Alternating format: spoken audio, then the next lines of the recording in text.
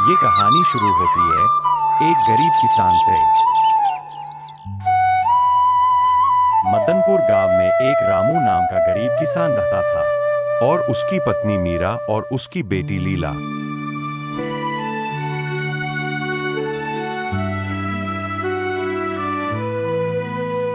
उसकी पत्नी मीरा घर संभालती और छोटी बेटी लीला मिट्टी के चूल्हे की रोशनी में पड़ती थी। उसका सपना था एक दिन टीचर बनना।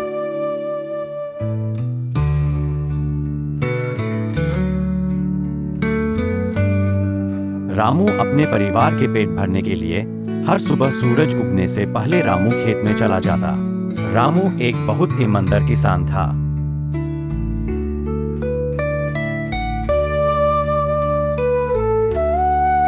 रामू के पास एक छोटा सा खेत के अलावा कुछ नहीं था। खेती करने के अलावा उसके पास कोई काम नहीं था।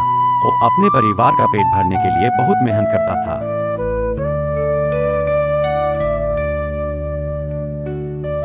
एक साल तक बारिश नहीं हुई, जमीन फटने लगी, फसलें सूख गईं।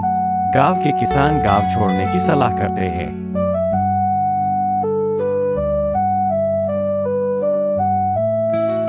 गांव के सभी लोग गांव छोड़कर शहर जाने लगते हैं।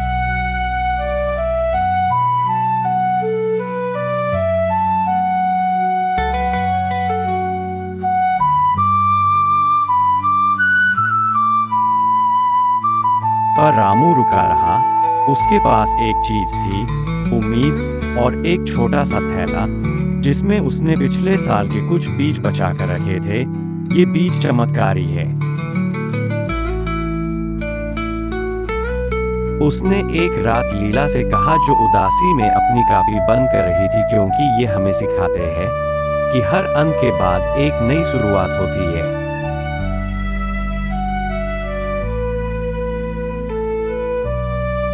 ऐसे ही देखते देखते कई हफ्ते बीत गए पर बारिश नहीं हुई।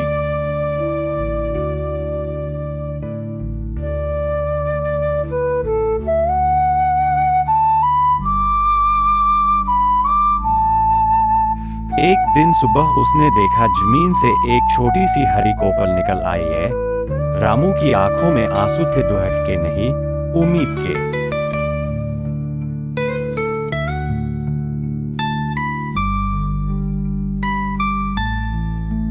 जब फसल काटने का समय आया तो पूरे गांव में केवल रामू के खेत में ही फसल लहराई।